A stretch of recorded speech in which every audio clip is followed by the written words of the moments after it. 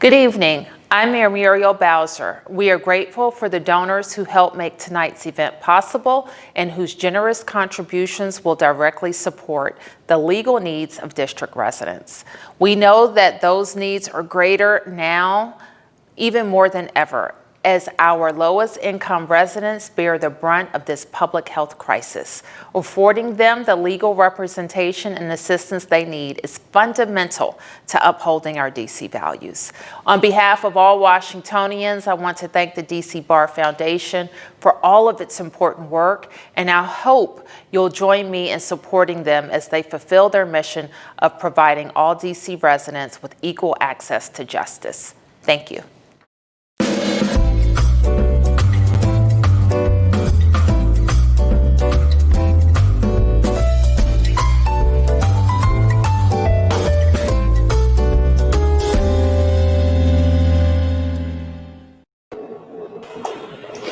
Good evening, friends, and welcome to the DC Bar Foundation's President's Reception. My name is David Ogden, and I serve as the president of the foundation. This is a first for us to be gathering virtually for this event.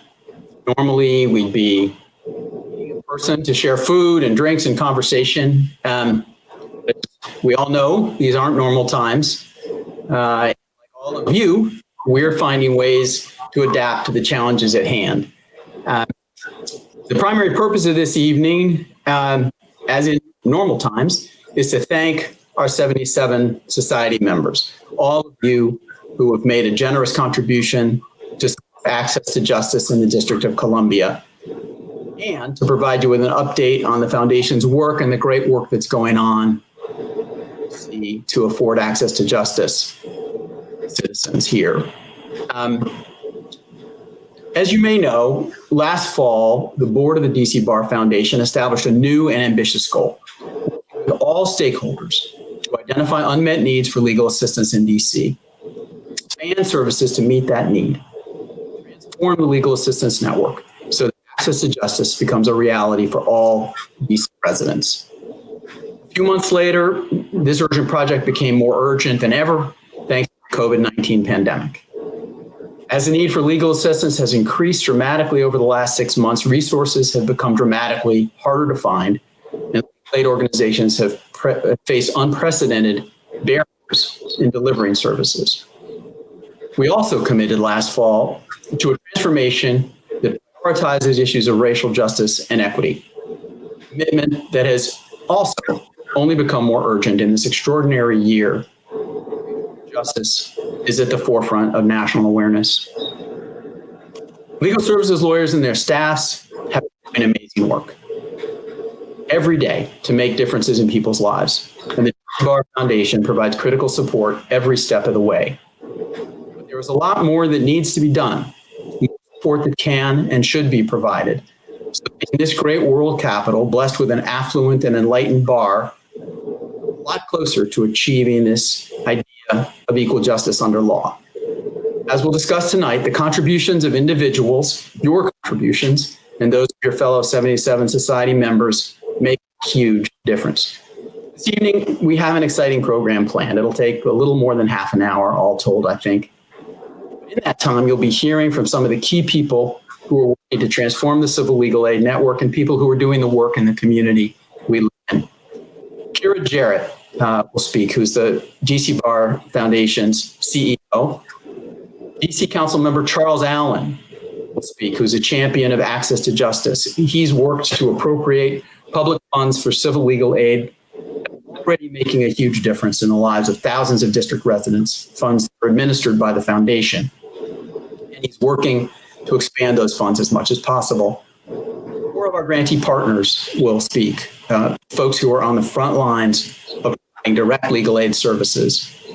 Kelly Jarvis, who will speak, who's the lead evaluator for our eviction defense program evaluation, which is a key part of the transformation to evaluate the services that are being provided and assess opportunities for improvement. And Jim Sandman will speak, the immediate past president of the Legal Services Corporation, as well as a member of our 77 Society. I want to offer a special welcome to those 77 Society members who joined us for the first time in 2020. I'm really grateful to all of you for stepping up. Every added member matters tremendously. It is hard to overstate the importance of the 77 Society to our work at the foundation. Your generous support for nearly 90% of the individual gifts that we receive each year. Those gifts expand the support we provide to legal aid organizations, expand our supplementation of the salaries of legal aid lawyers, expand our work of identifying unmet needs in the community, expand our ability to evaluate the efficacy of programs we support and provide technical assistance to them, and expand our work of collaborating with those programs to identify ways to help be made available more effectively and more efficiently to those need it. In other words, your contributions are critical to this project of transformation. Now, in the invitation to this evening's event, we encourage you to bring a drink of choice, which I have done. Before I go any further, let me offer a toast to the 7 members of our 77 Society. Here is to your generosity, your kindness, your vision. Also to the legal aid lawyers and teams supported by the foundation who selflessly provide services and change lives for the better every day. Here's to our wonderful DC Bar Foundation staff. May our collective efforts help shape a vibrant legal aid network that truly provides access to justice for all district residents. Cheers.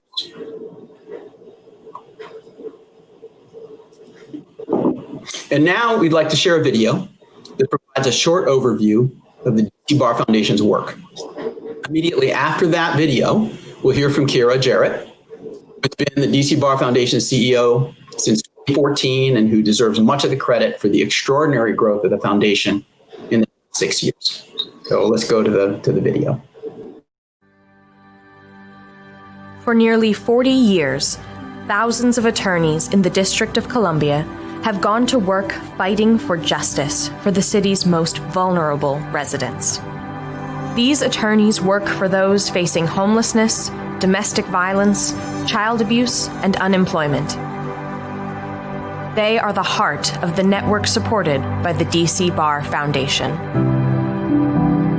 To me, civil legal needs and the aspirations of our laws are only as strong as the people who are committed to defending them. I can't think of work that's more important than the work that we do in the district, but unfortunately, the number of cases out there far exceeds the number of attorneys that are trained and able to take on those cases. The family that, where the breadwinner loses their job, then gets evicted from their home, then becomes homeless.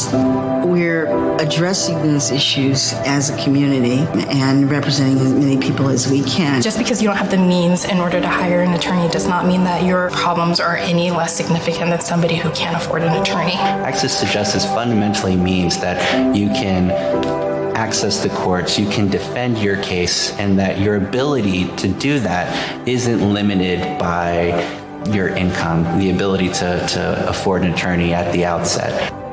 There are more than 110,000 DC residents living in poverty at any given moment, and there is no single delivery vehicle that's going to address their legal needs.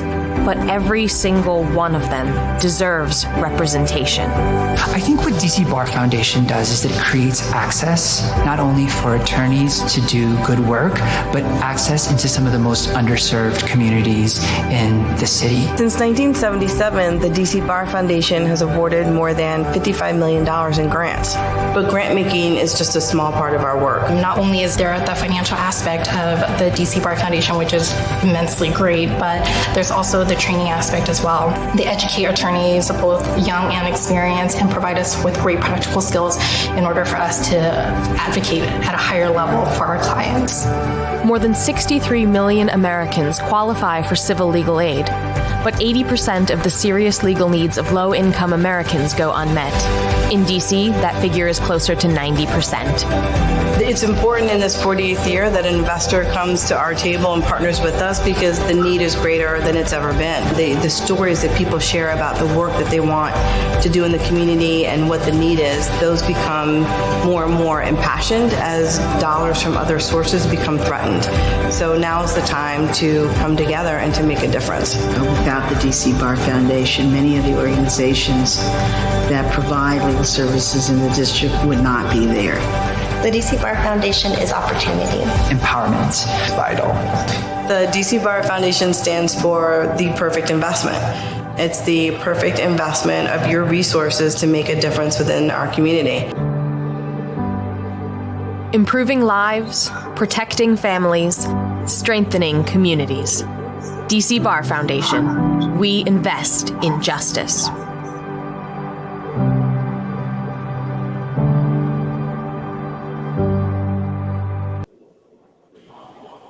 Good evening, everyone. My name is Kira Jarrett, and I am the CEO of the DC Bar Foundation.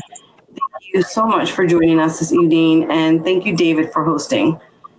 We're gathering tonight on this rainy night together from homes across the DC area to honor the esteemed members of our 77 Society. And our audience is full of members of our DCBF family.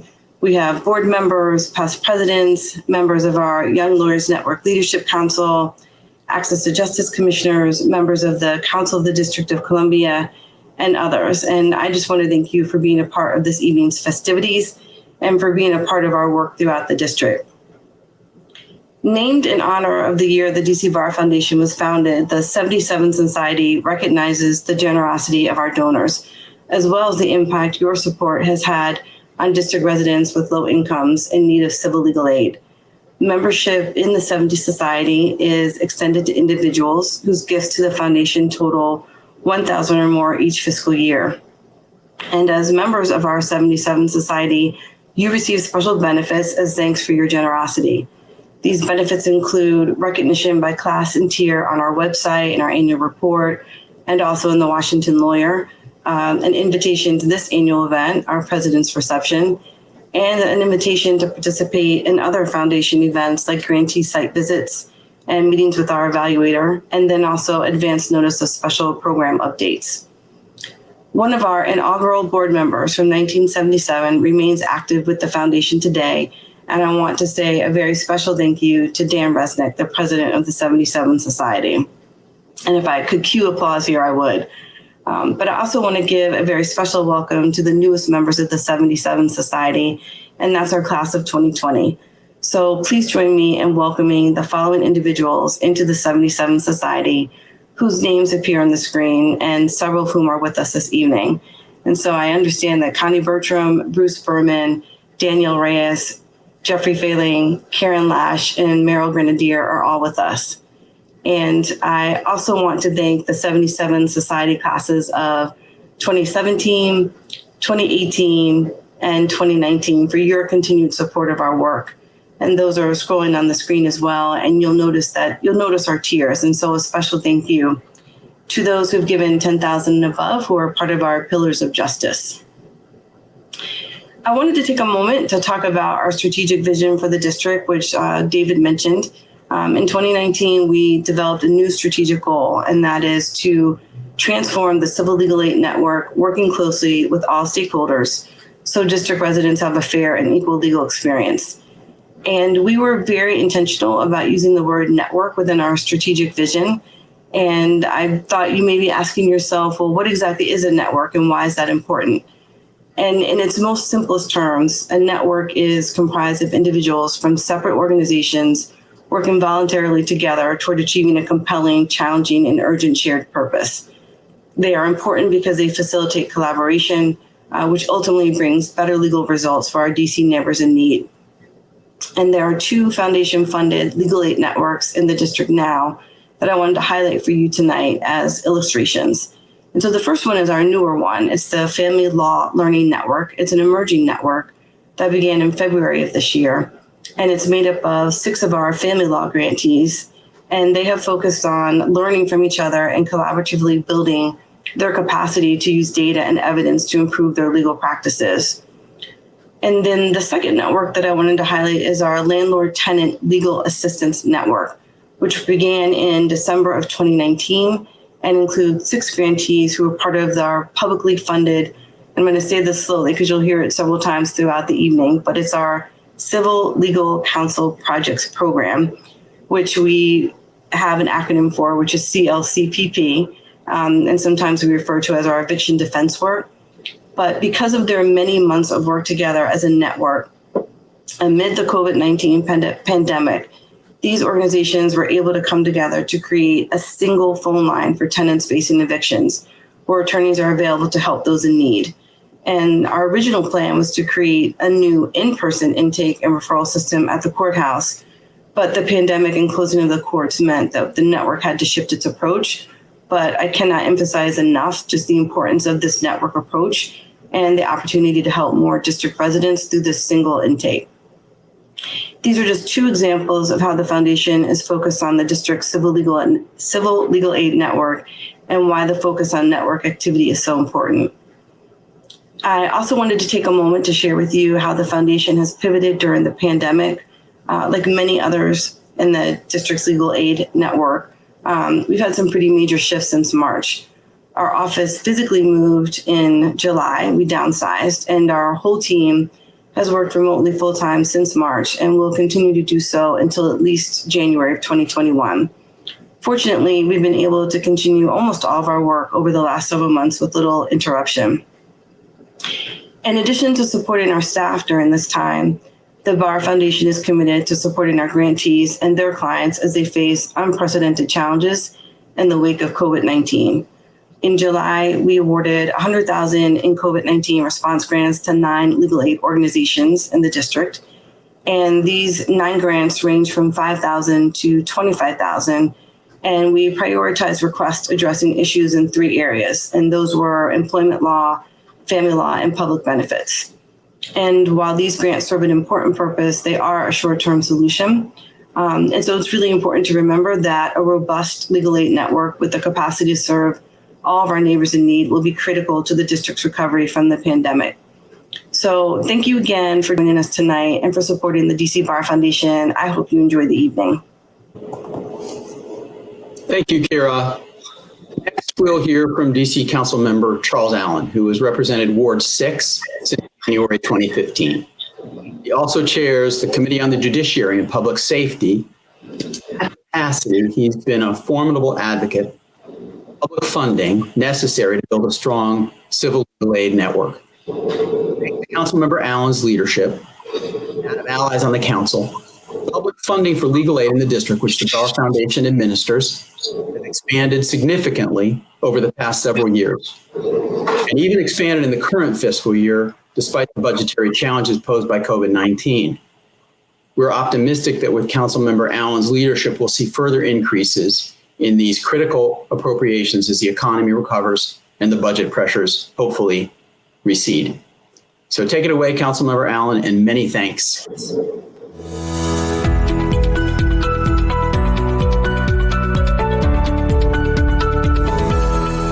Good evening. This is Ward 6 Councilmember Charles Allen, as well as Chair of the Council's Committee on Judiciary and Public Safety. I want to thank the DC Bar Foundation for being a great partner in building a stronger and more robust civil legal network in the District of Columbia.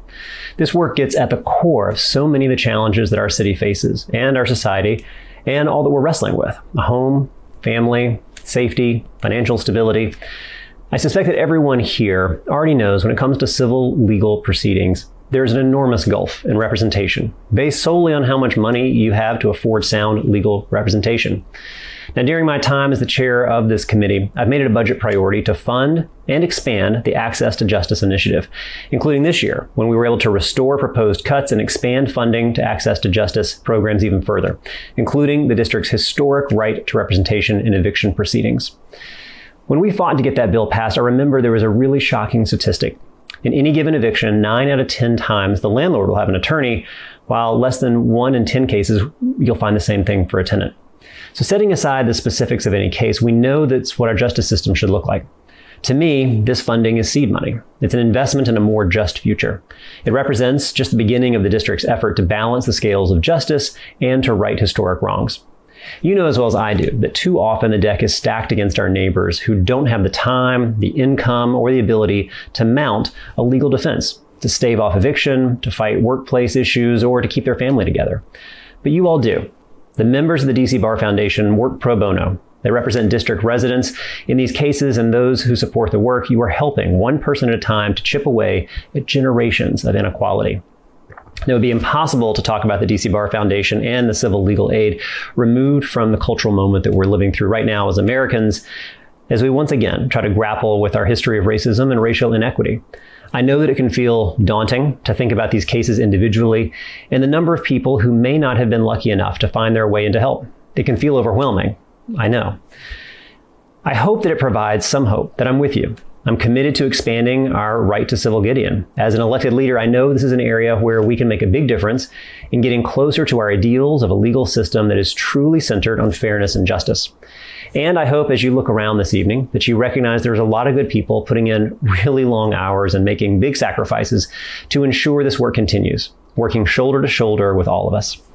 I want to thank you for your support for the DC Bar Foundation. I know we're all used to doing things a little different these days, but it's so important that you continue to support the Bar Foundation's work through this pandemic, because I think we're going to need it even more in the months to come, in the years to come than ever before. But I'll leave you with this thought. Whatever our recovery from this pandemic looks like, if there's any hope that we capitalize on this opportunity to come back to a more just and more fair community, it will depend on a legal system that recognizes the humanity of each of us and not only acknowledges but tries to undo historic inequalities.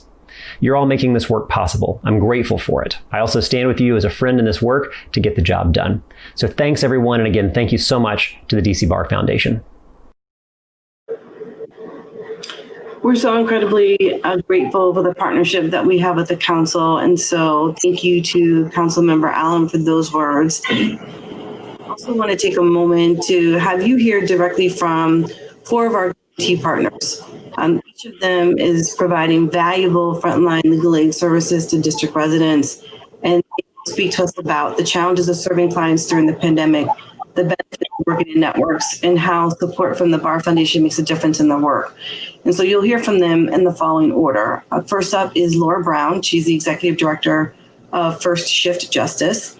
And then we'll have Karen Newton-Cole, who is the Executive Director of Neighborhood Legal Services Program, followed by Alana Brown, Executive Director and founder of one of our newer grantees, the Safe Sisters Circle, and then Jonathan Smith, who is Executive Director of Washington Lawyers Committee.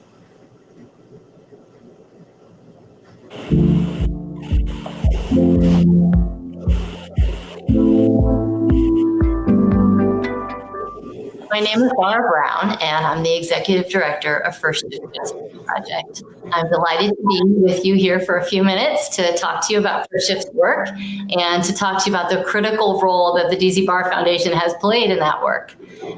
The mission of First Shift Justice Project is to help working mothers in DC assert their workplace rights. 81.4% of the mothers in DC are not only primary caregivers, but also the primary wage earners for their families.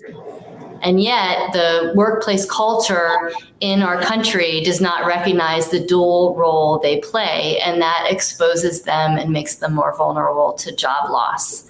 When a woman goes to a boss and asks for the day off to care for a sick child, with very little notice, or ask for permission to not have to lift more than 25 pounds when she's 7 months pregnant, a boss will often view that as special treatment, even though under our laws, she technically has a legal right to those things. When a mother is terminated, her entire family is plunged into turmoil. And so what First Shift does is help women exercise their rights to maintain their employment. And when that's not possible, we help them take legal action against their employers. The issues that we handle are employment discrimination, access to accommodations for pregnancy and breastfeeding, access to job-protected leave and now paid family leave insurance through the new program. We help women report sexual harassment in the workplace, and we also help them deal with the impacts of domestic violence on their work. We provide direct legal services, we provide community education, and we also train medical providers on workplace rights that are relevant to their patients. Our clients are retail workers, they're grocery store clerks, they are security guards, home health aides, child care providers.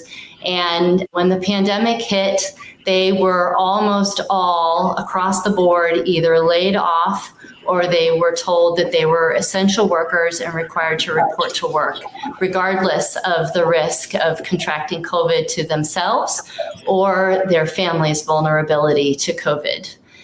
We were receiving calls from clients who could not apply for unemployment insurance benefits because of language barriers or because of lack of internet access. We also received calls from clients who were worried about going to work and exposing vulnerable family members at home to COVID-19. And so in response to this, First Shift pivoted with its services in order to address these needs. And so over the past 5 months, we have provided employees with low-wage workers with assistance in applying for unemployment insurance benefits, and we have advised at-risk pregnant women and working mothers who are caring for vulnerable family members to be able to take job-protected leave that's available to them under the COVID-related laws that have been passed over the few months.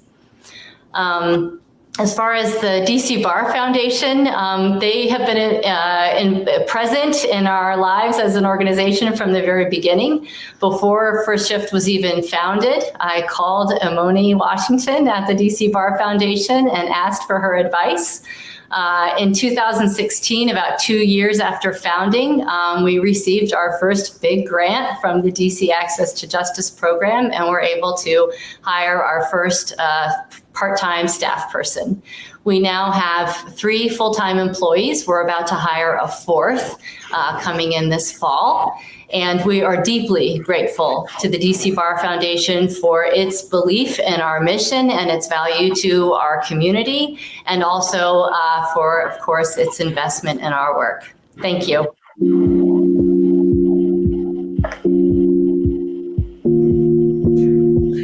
Hello, my name is Karen Newton-Cole, and I am the Executive Director of Neighborhood Legal Services Program of the District of Columbia. I want to talk a little bit today about the DC Bar Foundation. The DC Bar Foundation has been a long-term supporter of Neighborhood Legal Services Program. They have supported many of our projects and programs, and they have allowed us to extend our services to a greater number of DC residents in need. The DC Bar Foundation has supported a program that is called the Civil Legal Counsel Projects Program, or better known as the Eviction Prevention Program. That particular program allows us to help DC residents and prevent eviction. Particularly with regard to neighborhood legal services, what we do is we give them extended representation in the court systems, and our whole goal is to prevent eviction. This particular program is also a collaborative program. It's a program that involves 5 other sister organizations. Those organizations come together along with Neighborhood Legal Services Program, and we sit down and we talk about strategies. How do we prevent eviction?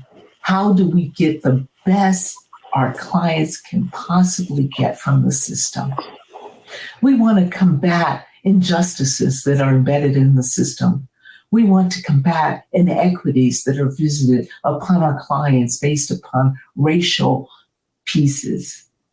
One of the things that we have done through COVID-19 is come together more closely as a group.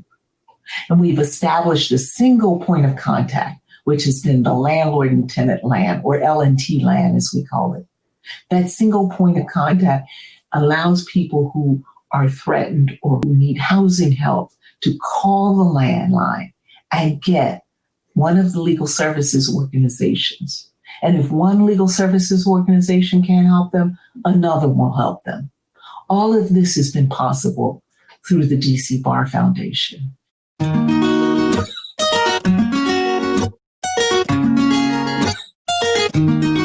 Hello, my name is Alana C. Brown, the Executive Director for the Safe Sister Circle. The Safe Sister Circle provides culture-specific, trauma-informed, and holistic services to Black women survivors of domestic and sexual assault living in Ward 7 and 8 of the District of Columbia. In 2018, we launched the East of the River Women's Legal Services Project. This project helps provide culture-specific, trauma-informed services, including legal representation for civil protection order hearings, family law cases, and victim advocacy cases for survivors living in the East of the River area of DC or Ward 7 or 8. The DC Bar Foundation has been crucial and helping us support our vision and mission of the Safe Sister Circle.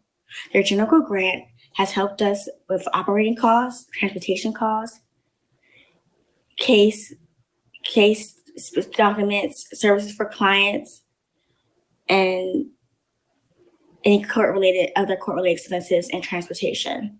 So we are very grateful. COVID-19 has affected the cases in the following ways. In terms of civil protection order hearings, the cases have been pushed back to 2021, so survivors are least likely to get their justice for the cases in a timely manner. The cases have been delayed, and therefore they're waiting to be able to get the temporary protection orders into civil protection orders and get full representation for those cases. Another issue with COVID-19 is that we're not able to provide as trauma-informed services as we would like. In those situations, we like to meet clients in person. We like to take steps with them. We like to prep them in person so they feel more safe and comfortable with us and our other attorneys to make sure that we can provide them the best support and best representation as possible. However, with COVID-19, this has changed because we're not able to meet them in person. However, DC Bar Foundation's COVID-19 grant has been helpful to us and helped us deal with the increase of capacity of civil protection order hearings by hiring a new attorney. So we're very grateful and want to say thank you, DC Bar Foundation, for all the help that you provided for our services and for the support for our mission and vision. Thank you.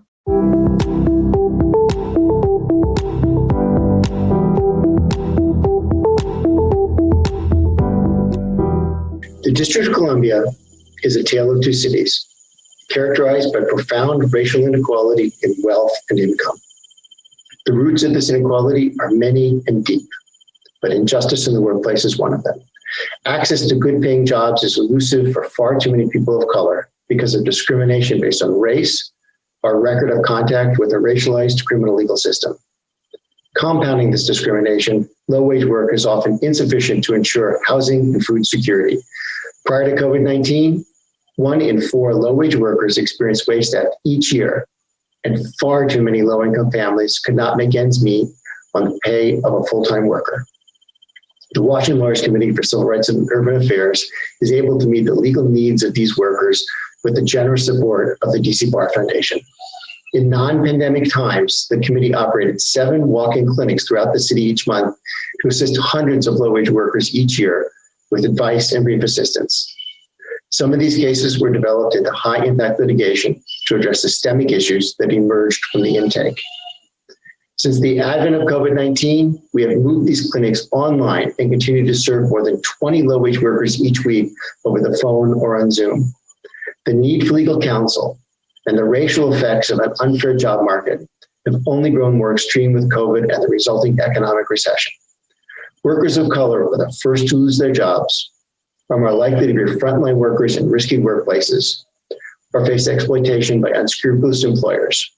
We are proud to be meeting the need. The DC Bar Foundation support is essential to our ability to operate our clinics and to meet the legal needs of hundreds of men and women throughout the district. The foundation makes it possible for us to bring cases fighting discrimination, seeking the payment of unlawfully denied wages, and to fight for the rights of applicants facing a broken and dysfunctional unemployment system.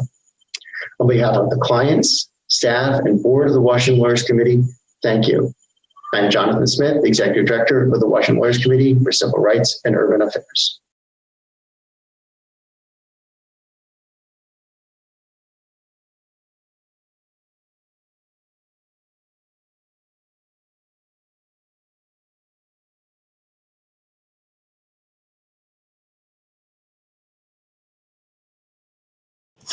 Apologies, forgot to turn off the muting.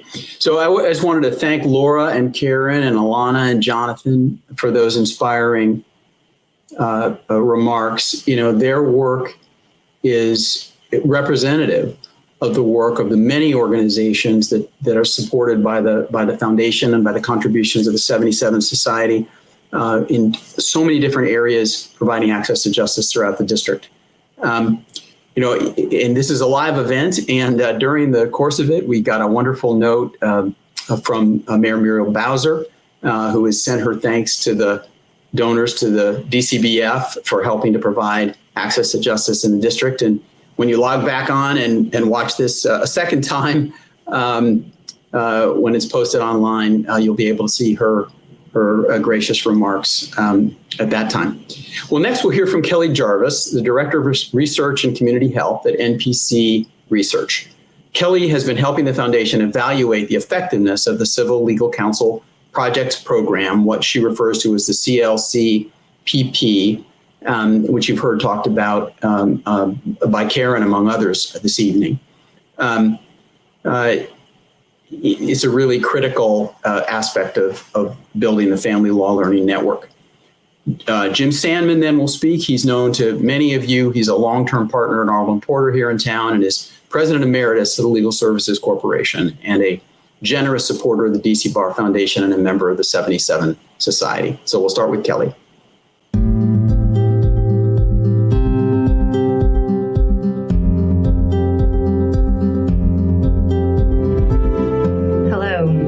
I'm Kelly Jarvis, the Director of Research and Community Health at NPC Research. My team and I are delighted to be working with the DC Bar Foundation to evaluate the Civil Legal Counsel Projects Program.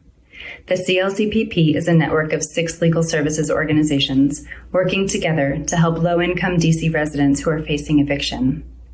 At NPC Research, we harness the power of data to support and improve service programs. And to do this for the CLCPP, over the last year and a half, we have worked closely with partners to broaden and standardize their data collection. The data that we'll be collecting will help us not only assess the program's impact, so to understand, for example, how many tenants are able to stay in their homes. It will also help us investigate the program's implementation. For example, who's receiving services when, and what kinds of service models work best under which circumstances. Together, these data will help the DC Bar Foundation and the CLCPP partners to not only understand the impact of the program, but to also understand how they might strengthen it.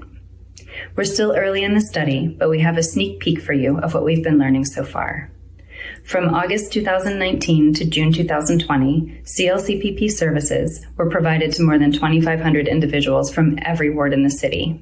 The median household income for these tenants was a little over $1,000 a month, and 9 out of 10 of them faced a landlord with an attorney.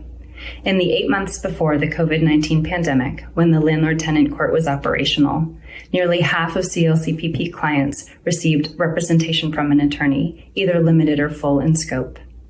And early data on outcomes are really encouraging. Across 900 clients who received extended representation and whose attorneys were able to close their cases, 3/4 were able to stay in their homes. We're learning also about the power of a network approach for legal services. With support from the DC Bar Foundation, the 6 CLCPP partners have formed an integrated and coherent network. They actively coordinate their services, they share information, and they leverage resources. And the benefits of these partnerships have been many. Their close collaboration enabled them to quickly adapt to the changing circumstances that came along with the COVID-19 pandemic. When the court had to close its doors to abide social distancing regulations, the partners were quickly able to come together and align their efforts to reach and serve low-income tenants during these uncertain times. No doubt we will learn a lot studying the CLCPP, and we are at the beginning of this journey. If you're interested in learning more about the evaluation, please reach out to DCBF staff. They will be able to connect you with other resources and reports. Thank you.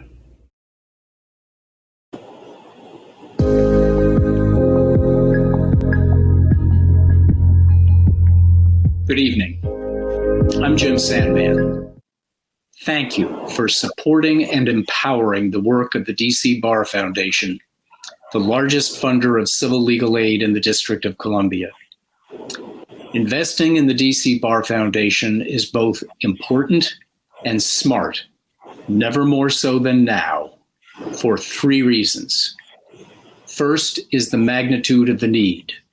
The Access to Justice Commission laid out the devastating details in the report it issued last December entitled Delivering Justice.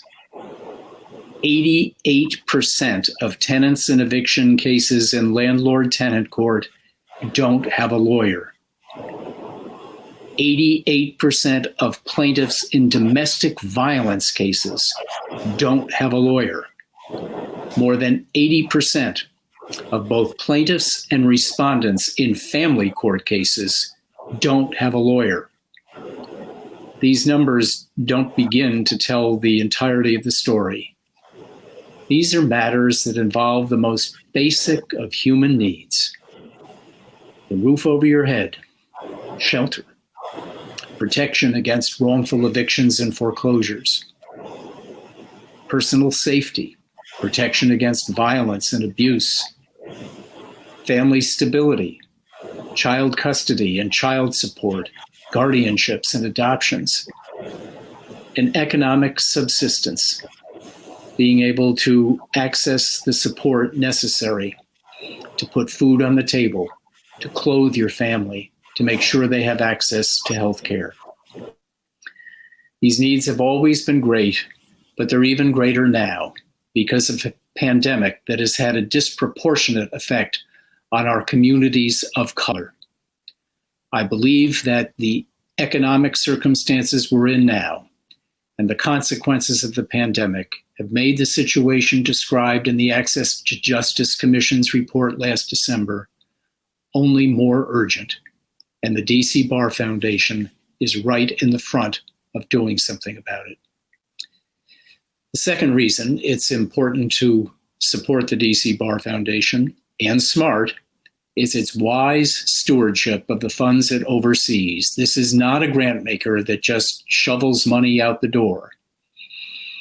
The Bar Foundation does a terrific job of aligning resources with need, of partnering with grantees, of engaging in helpful and constructive oversight, and evaluating the work it funds, measuring impact and outcomes, and identifying areas for improvement.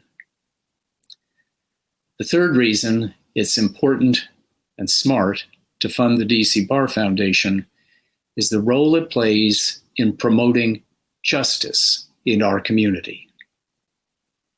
Justice. The most fundamental and important of American values, what Alexander Hamilton called the first duty of society, what Thomas Jefferson called the most sacred of the duties of government, what James Madison called the end of civil society. The work the Bar Foundation supports addresses not just the corporal needs of our community. It nourishes spirits and feeds souls. It gives people faith that our nation's solemn pledge of justice for all might be alive and real. It gives people hope that they can get a fair shake in our justice system. This has never been more important than now. The inequities in our civil justice system fall disproportionately on people of color. The problems of racial inequity in our justice system affect and infect not just the criminal justice system, but the civil justice system as well. And the DC Bar Foundation is leading the way in doing something about it. Thank you. I thank every person who supports the DC Bar Foundation for your generosity and for the role you play in improving justice in the District of Columbia. I thank the Board of Directors. I thank the Foundation's remarkable staff, led by Kira Jarrett. I'm so happy and proud to be among you and supporting the work of this great organization. Have a wonderful evening. Thank you, Jim. Thank you, Kelly. I hope you've all been inspired, as I have, by hearing about the work that's happening and the urgent need to increase that work. And we're coming down to the end, but I hope you'll stay with me because I want to make two asks of this wonderful group. And, you know, I'm sure you knew there would be a catch. Unlike many foundations, we do not have a large endowment to generate the resources necessary to do our work. Instead, whatever we take in, we get out as quickly as we can to support the critical work that you've been hearing about. And so each year we have to raise the funds needed to carry on the work of investing in justice. And giving from individuals, as I've said, primarily this 77 Society is the most rapidly growing revenue stream in the Foundation's private fundraising efforts. So, two asks. First, it would make a huge difference if, in addition to making an annual contribution, you persuaded just one other person in your network, a friend or a colleague at your firm or another firm here in town, to join the 77 Society. We currently have 70 members. It would be wonderful to double that in the coming year. And I think a reasonable idea that we could do that in this community of well-meaning and good lawyers. As many of you know, I personally have found it easy to ask colleagues and friends to support such an unambiguously good cause. And so many of you have responded. Once people understand what the Bar Foundation is and does, people like all of you respond in very generous ways. So it would be great if you'd recruit just one new member to the 77 Society. Second, I do ask you to renew your membership with your annual contribution and ask you to consider whether you're in a position to increase it. This year, we created giving tiers within the 77 Society. The names and amounts are on your screen, and every tier and every one of these contributors is of enormous value. If it's doable for you, I hope you'll consider moving up to the next tier. For example, if you've given $1,000, would you be able to give $2,500? It makes such a difference. There are many worthy causes, I know, and in an election year, and perhaps even more so in a year when there's a pandemic affecting people's livelihoods, it may not be possible for you, of course, understood. But the cause of equal justice under law is one we lawyers hold especially dear. And as we have seen and heard, never has it been more important than it is today here in our own community. I really appreciate you doing whatever you can to help us make the goal of equal justice more real for the young, the old, and the in-between who live and struggle here in our city. So thanks again for joining us tonight.